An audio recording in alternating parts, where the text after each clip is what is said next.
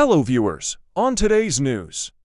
Canada has unveiled draft legislation that would force tech platforms to quickly remove online content deemed harmful, including material that sexualizes children and foments hate. The Online Harms Act, introduced by Prime Minister Justin Trudeau's Liberal government on Monday, would make tech companies responsible for tackling 7 categories of harmful content and increase criminal penalties for spreading hate online.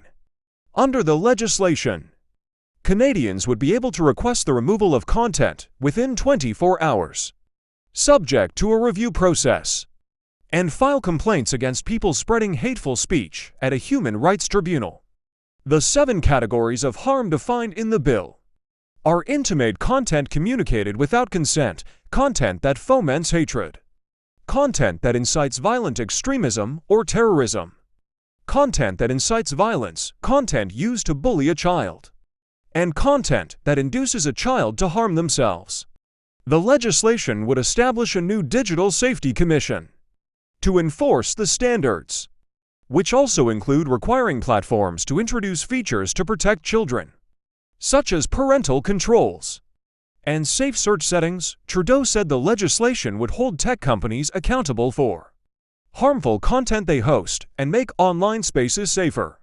For too long, web giants have failed to keep kids safe online, he said.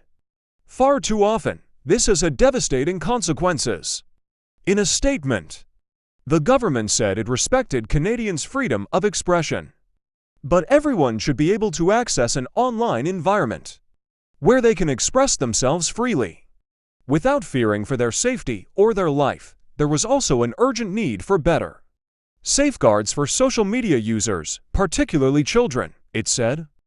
The bill will be examined by a parliamentary committee and then go to the Senate for possible revisions before it can become law.